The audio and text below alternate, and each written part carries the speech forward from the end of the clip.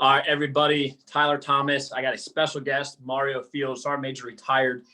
Easy guy. If you want to look him up, you Google most motivated Marine, and you're gonna see a picture, video, 1,000 responses with this guy's face right there. Extremely excited to have you out here with us today. Thanks, Tyler, man. I mentioned we have a lot of questions from a mom and some females that just want perspective on what the military's like. So having you out, honored to have you again. You wanted to kick a little spiel. I know you're more than eager to kick this thing off just like I am. No, what Tyler didn't tell everybody, he's actually the most motivated Marine in the Marine Corps. They just felt sorry for me, so they put my picture and they put a video of my wife and I out there, but it's actually Tyler. But no, man, I appreciate you inviting me to at least try to give my perspective and some information and help out for those who may be on the fence or deciding to join the military. Yeah, absolutely. Like I said, I apologize, guys. I know the content, I haven't been pushing it out as much. You guys don't see behind the scenes. I have my sling for my shoulder down below because I'm trying to make myself seem as normal as possible. But I'm excited to get this thing going. The first thing we're going to kind of cover is some of the questions that were brought up by a mom. The first thing she was asking about, what are the health benefits like in the military? Yeah, so I mean that's a good question, and you know, Todd, I'm not an expert in military health benefits, but I give her a good website. She can go to www.tricare.mil. And I'm more than confident that once she goes to that website, she can get all the information in regards to military, the health benefits while on active duty. Yeah. And kind of just like to cover up with that too. When you're active duty, you're covered. It's, you know, we all have our corpsmen, our medical stations we go to, you know, you're feeling sick, you have something covered up. I mean, that comes up, you're going to get taken care of. TRICARE is pretty awesome. Like Mario said, give that website a check out. For like really specifics, they're going to cover everything. But TRICARE, you know, I've been in 9 years. You did 55 years. You've never had an issue. You're still alive. So I say it's pretty good. You know, I like to add too, Tyler, that now that I'm retired, I miss the access to medical. You know, the easiness to get medical treatment and care when I was on active duty. So that's a benefit that I didn't realize until I got off of active duty.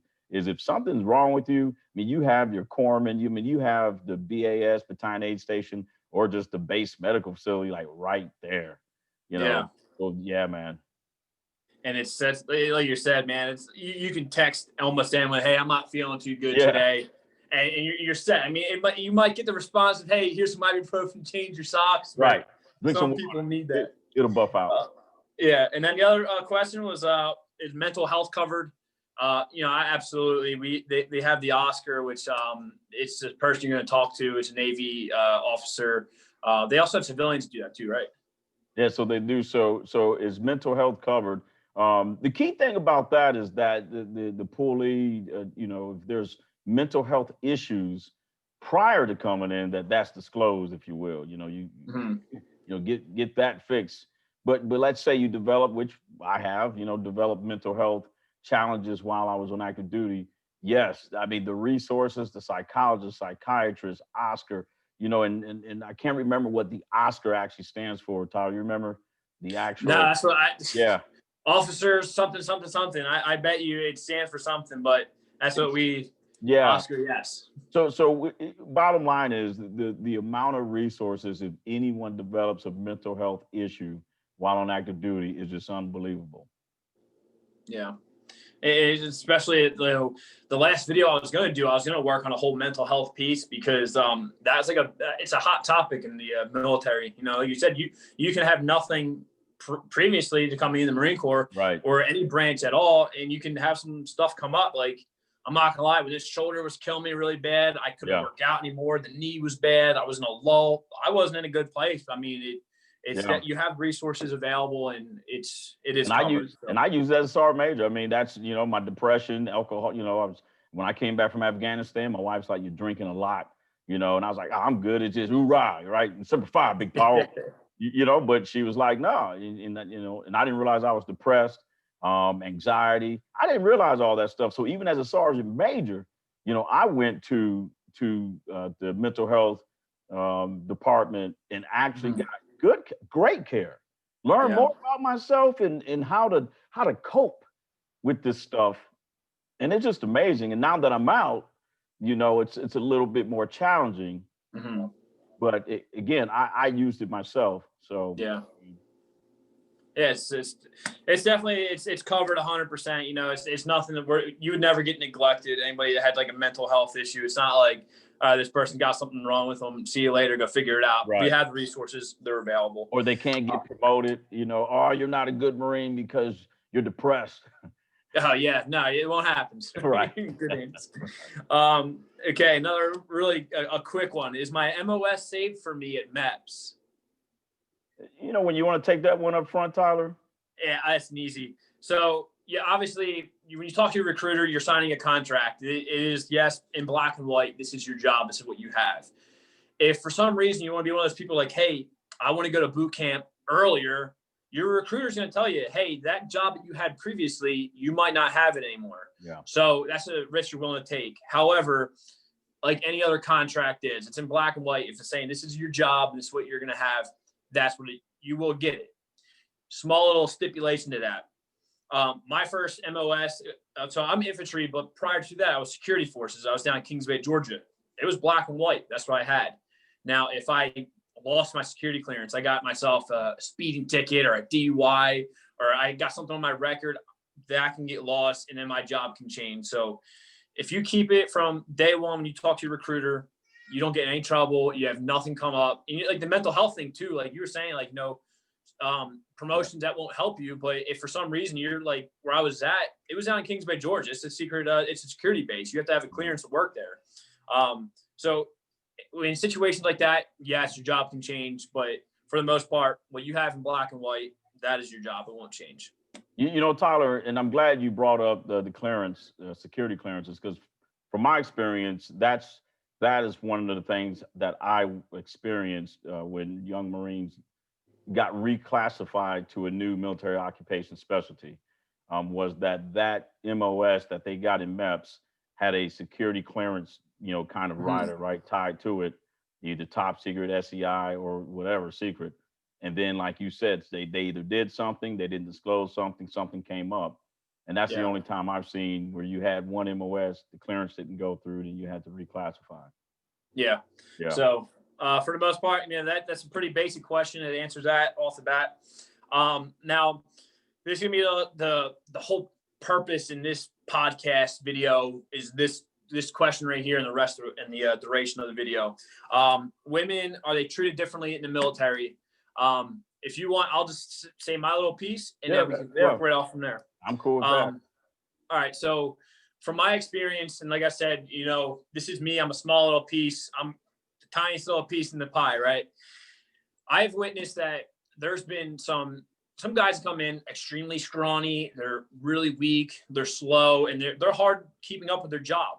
And I've noticed that some women come in and they're like, the tomboy, always did like rough sports growing up, and they'll outrun, out PT, and they'll outperform male Marines. So is there a difference? Yes, 100%. However, when I first put this video out, I had another retired sergeant major. I'll get you his name afterwards. Yeah. When the person said, are female Marines treated differently than male Marines? His response was, there's no female, there's no male, it is Marine. So I looked at it, I was like, damn, he's not wrong at all, because you do look at them like they're just one person, So in my experiences, I've seen some changes where, like, it depends on how you perform, really. Like, take away job, gender, height, sexual orientation, take away all that stuff. It's how you perform. If you're performing at your job, you're not going to get treated any differently than the person to your left and right. Yeah, no. And the way I look at it, and great question, is are females, right, or are short people, because I'm 5'2", so we could our short people, our females, or, our tall people treated different. That's a broad question. Females, that's a lot of females, or short males, or the way I respond to, would answer this question in the past was, every individual person is treated different no matter what. Yeah. No one's treated the exact same. No one. But like you said, Tyler, it's about your mindset and your performance and your effort that earns the respect of people, period. Now, some of us might have more challenges like me. Hey man, again, I'm 5'2". When it was time to go on hikes, I used to dread that crap because I was on the little end and I ran all the time. Yeah. Where, Tyler, how tall are you? 6'7"? Yeah, 6 foot. Yeah, right. I'm 6 foot. I might look 6'7" to you, but I'm 6 foot. Right. But he's 6 foot. And to him, throwing on a pack and hiking and taking normal steps this is just a walk in the park. Me, it was a sprint, like a PFT. So again, but I didn't look at it as, well, the leader's going to look at me different because I'm 5'2". I'm never going to be able to be a guide or a squad leader, or there's going to be some promotion restrictions, and people are just not going to listen to me in meetings because I'm short, or I'm a male, or I'm a female. I'm a male in 4th Battalion working with female drill instructors, and I'm the only male, so they're not going to listen to me. It's all mindset. Everybody is treated differently no matter what.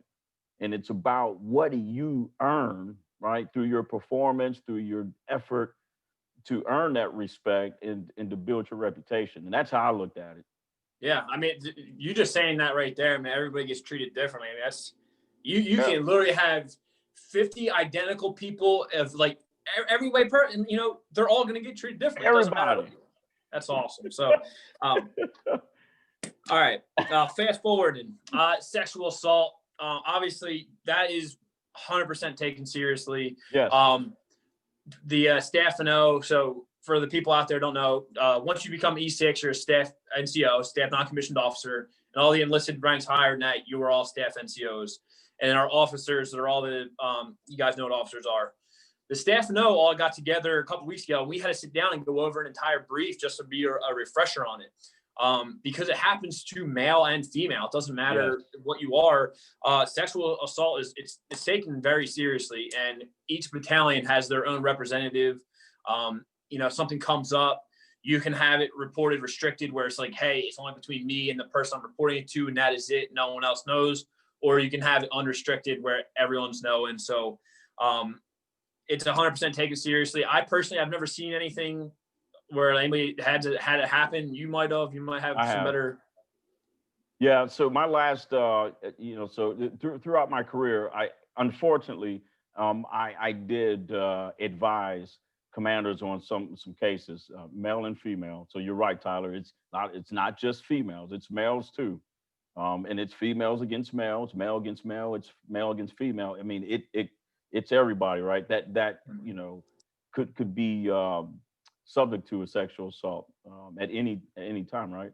But what I will say is, compared to when I came in 1993 to 2020, the resources, the way the system is set up, is no comparison. When I came in, if I was sexually assaulted, I mean, I don't remember. I don't even remember training. Like, I don't even remember, where do I go to report? Mm-hmm. Is it restricted, unrestricted? So the way it was back then is, I would have told my corporal would have, all right, let's go see the sergeant. Everybody would have known, yeah. Then we tell the sergeant, I'm getting re-victimized. All right, now let's go tell the staff sergeant. Oh, this is hot. We got to tell the gunny. No, we got to go see the first sergeant. Oh, we got to go see the sergeant major. I mean, by the time you got to the commanding officer, you about 50 people knew, yeah. We're now, if you've been sexually assaulted, you believe you've been sexually assaulted, right? The resources that are available compared to 26, 27 years ago is amazing. Mm-hmm.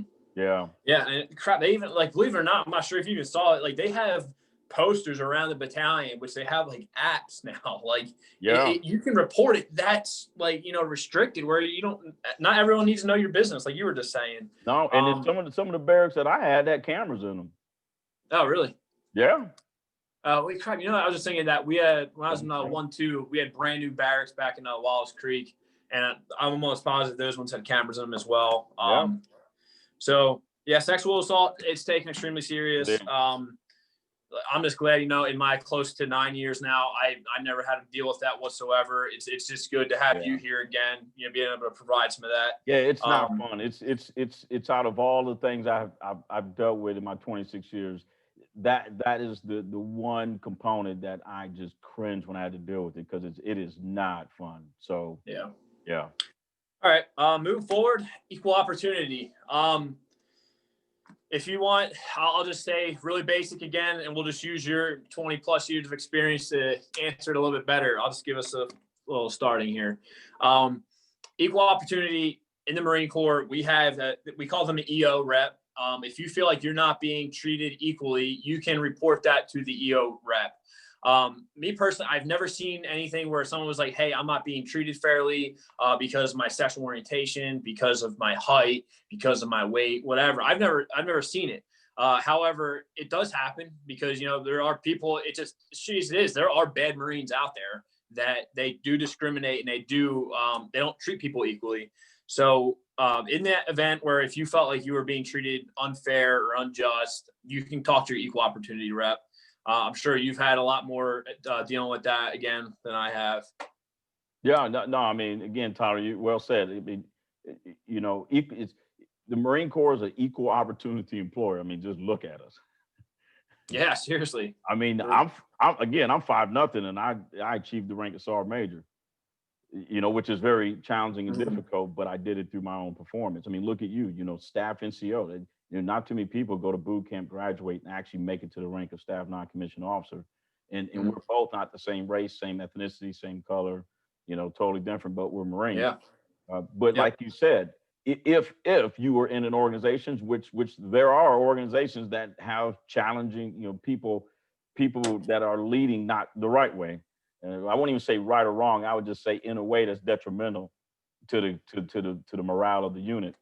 And if it's a component where you feel like you're being discriminated against because of your race, sex, gender, height, whatever, at least there's resources. You can go to your EEO. You could do a formal complaint, informal complaint, a formal resolution, informal resolution.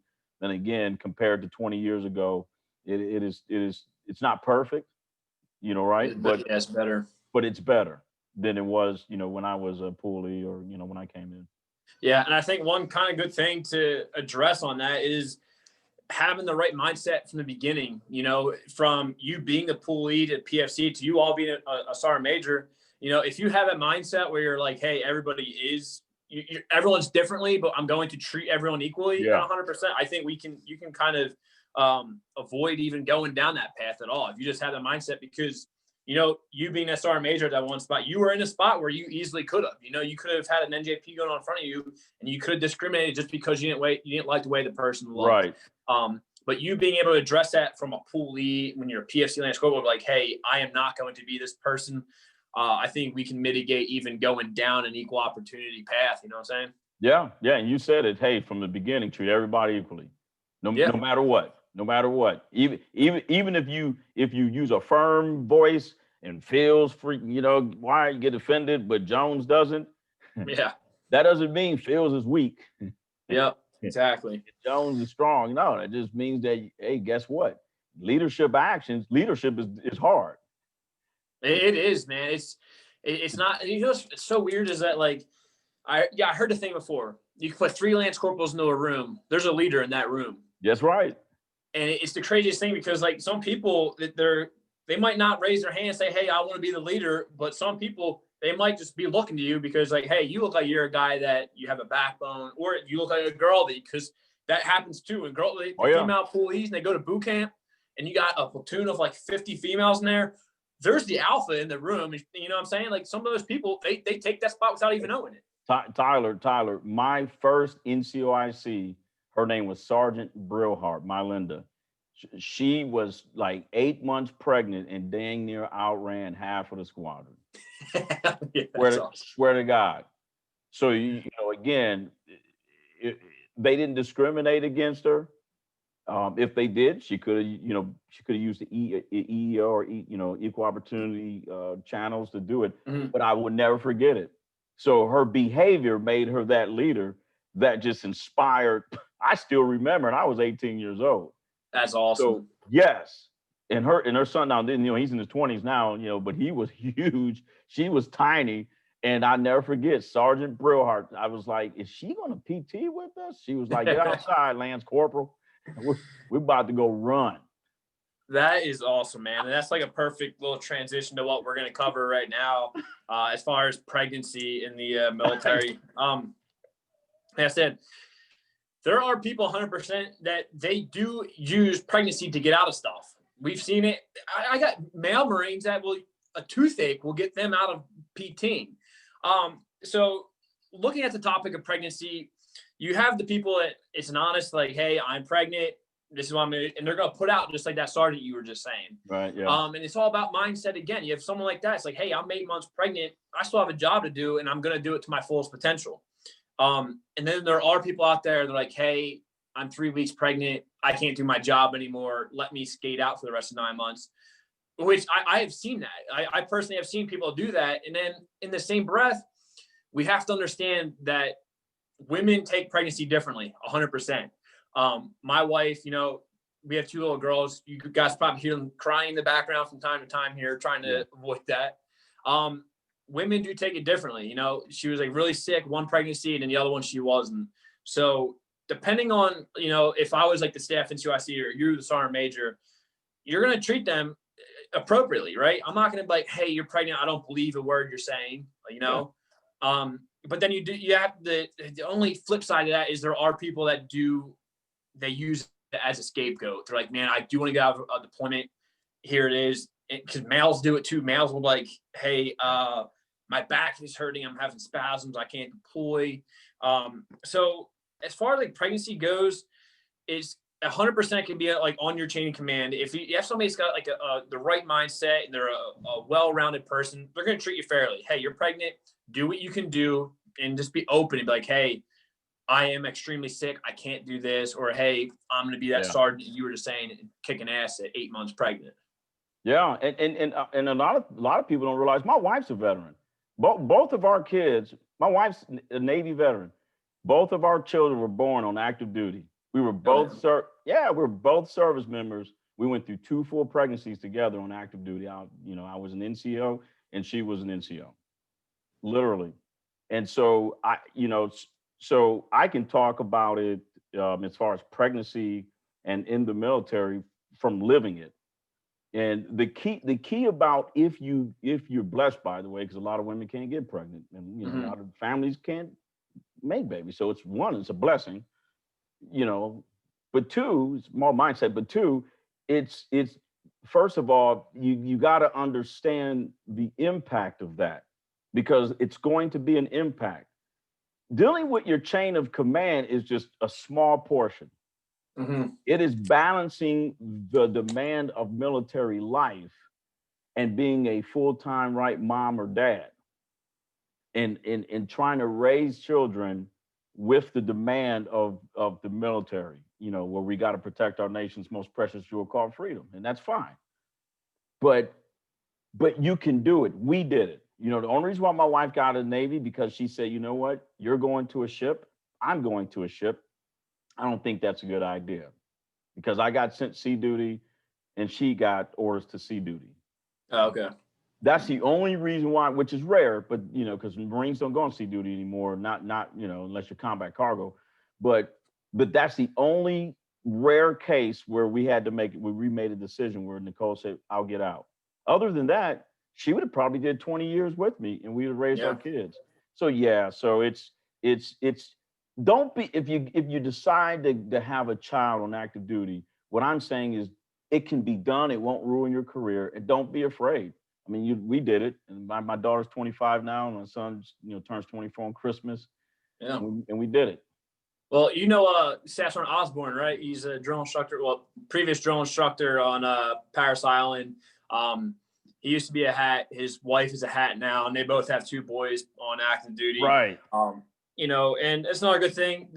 Most of your Marine Corps bases, they all have the CDC, the Child Development Center. Yeah. And they do take infants. So it is 100% possible, like you were just saying. Yeah. Mindset is a big part of it. It's like, hey, how much do you want to work through it. You make that decision where, you know, together you guys say, hey, it's the juice, worth the squeeze at this point, stay in, get out. And you know, Tyler, the recommendation I would give the young folks is just interview the older people. I don't even say older, I'll say seasoned.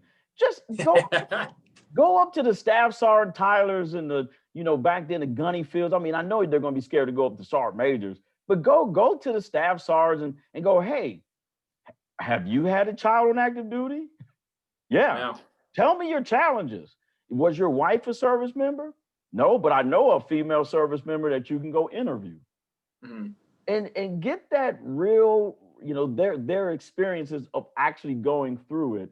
Then that way you can better prepare yourself if you decide to have a child and have a child on active duty.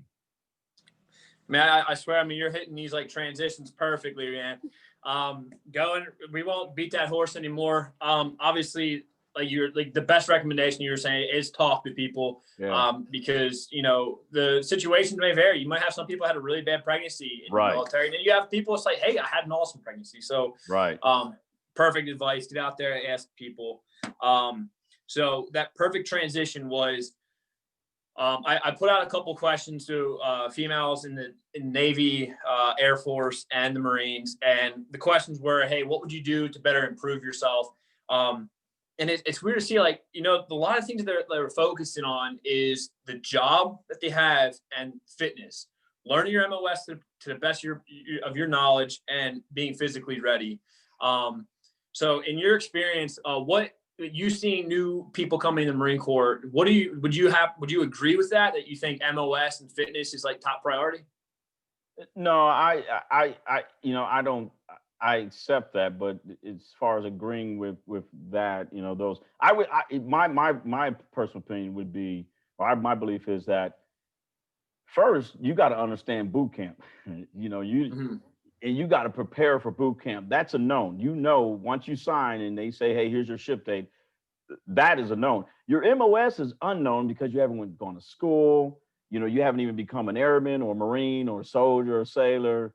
So you're kind of you're planning for things that you don't even know how it is. Yeah. So you're putting effort to an unknown. But you know, I'm going to boot camp August the 3rd. That's a known. Mm-hmm. And from the videos and YouTube and talking to people, you know, we'll just say Marine Corps boot camp is maybe a little bit like this, right? Yeah. It looks like they move pretty fast. So what I would probably start doing is getting dressed, getting up and having somebody time how fast I can get dressed. Yeah, right. And start learning how to think quickly. Mm-hmm. And start preparing for the known, in which is the first obstacle, is boot camp. Because if you don't graduate boot camp, how are you going to get your MOS? Yeah, you're right.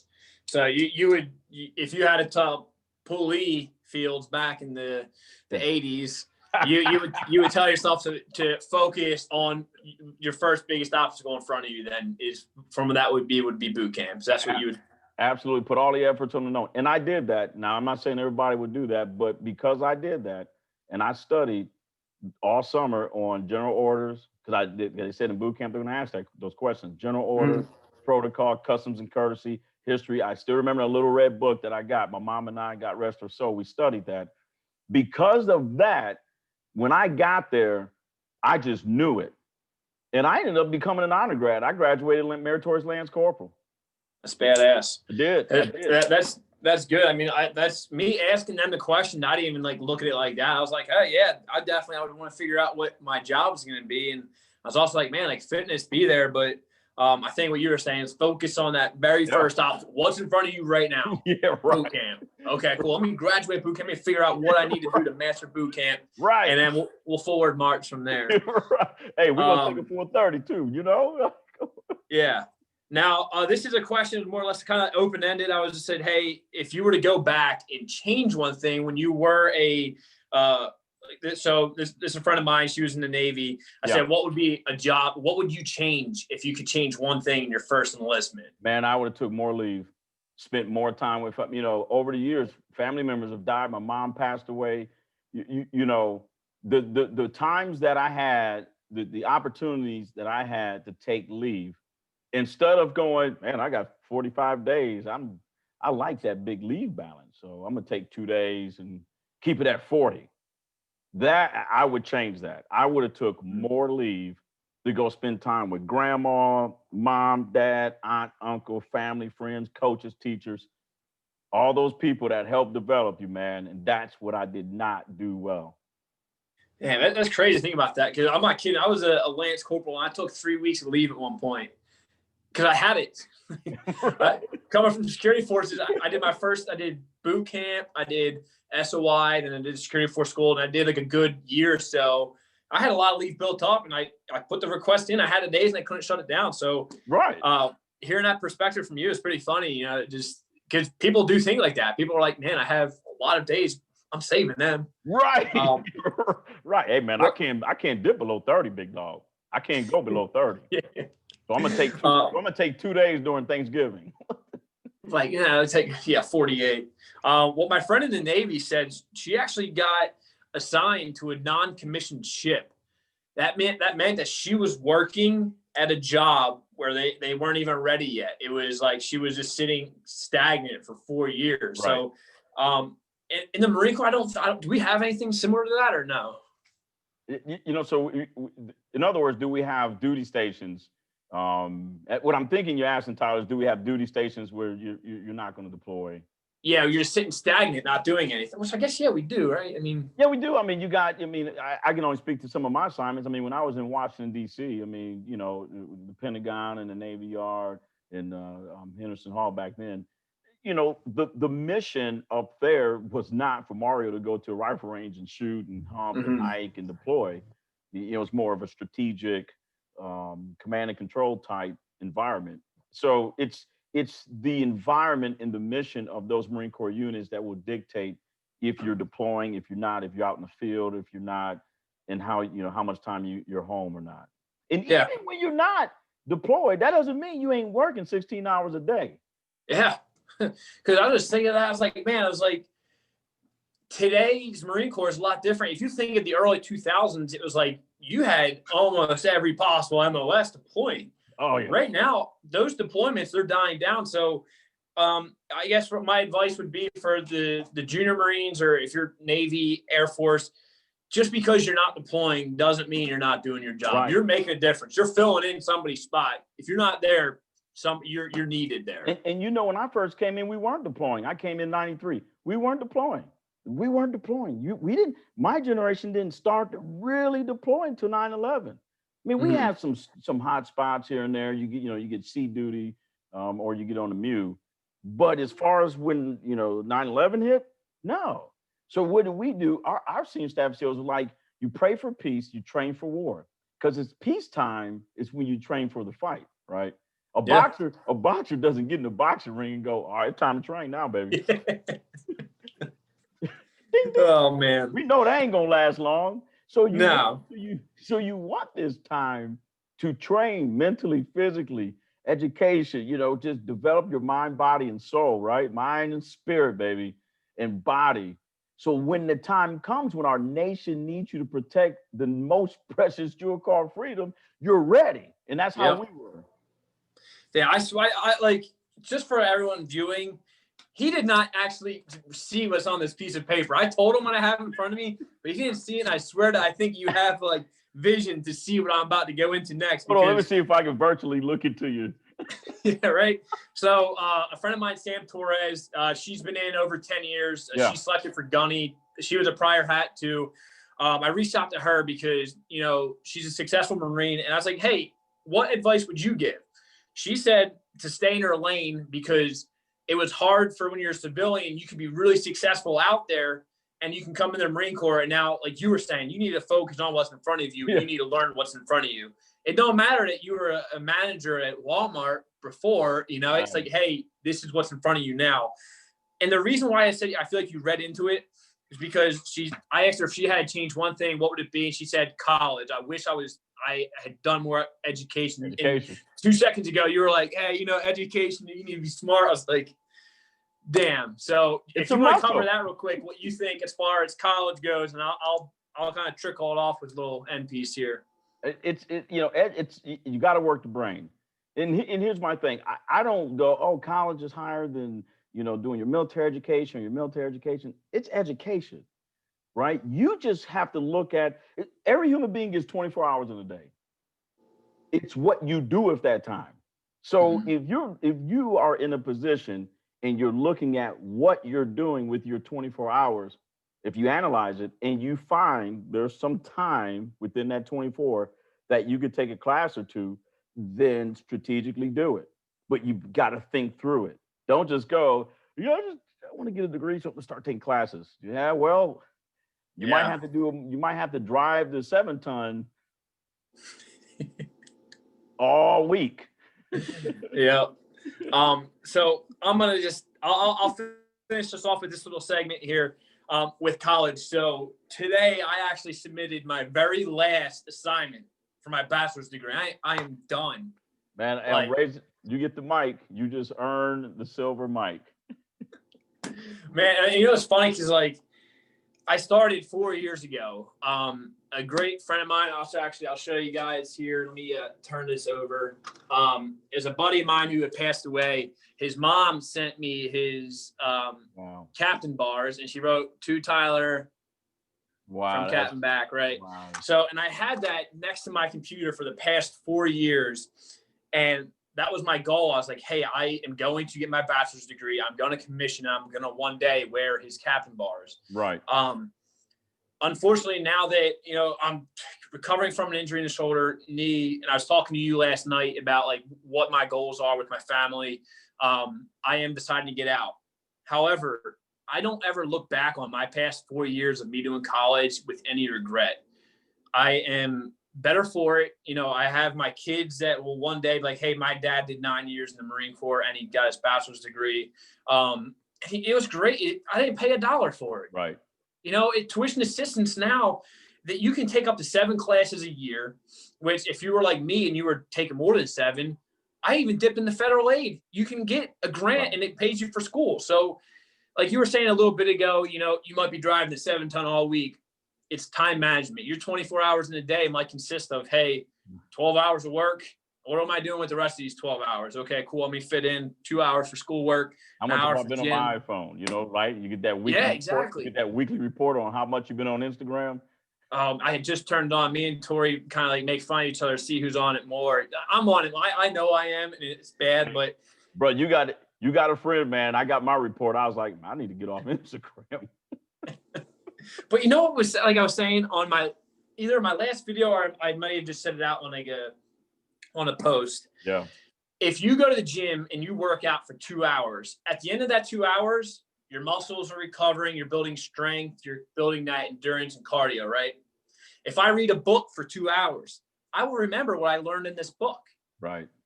If I go to school for 4 years, I have a bachelor's degree forever. Now, if I'm on my phone for 6 hours in a day, what am I getting out of that? Right. Nothing. So my biggest argument to that is that my past 4 years, I got my bachelor's degree. I did what I wanted to do. Yeah, I'm bad on the phone, but at the end of the day, I do know the difference between me being on my phone. It's not beneficial whatsoever. Right. Me picking up a book, going to the gym, doing some schoolwork, that's beneficial. So college in the Marine Corps, it's easy because tuition assistance is Navy, Air Force, all of it, right? Yeah, tuition assistance is available to every branch of the service. So it is possible. And if you're a dumb person like me, it is possible, I swear. Last little thing, we'll just finish up right here. A mom was just asking, what's the best way I can support my daughter in joining the military? I know for me, my mom and dad did not agree with me joining the Marine Corps. And I knew that. But their behavior is what provided me the confidence. It was not them agreeing with my decision, but accepting it. And then asking me, what can we do to help you? And I said, well, I don't know at this moment. Well, I did know. I said, well, help me study the little book that recruiter gave me. And then when I got to boot camp, it was write me. So what I did with my parents is, as I got into the fight per se, right? As I got into this situation and developed my essay, my situational awareness of what I needed, because I didn't even know what the hell I needed. Then I was able to communicate, write a letter. Hey, mom and dad, hey, and we got this coming up. We got swim quad coming up. We got whatever coming up, gas chamber. I need more letters. Mm-hmm. I need, then when I got older and I got deployed and I became married, again, it's mom, I'm married, but you're still my mom. Can you send me some cookies? Yeah. Because we haven't So had I cookies think, in 6 months. yeah, if you were to cap that all, it would just being there is like the best support you can have. Absolutely.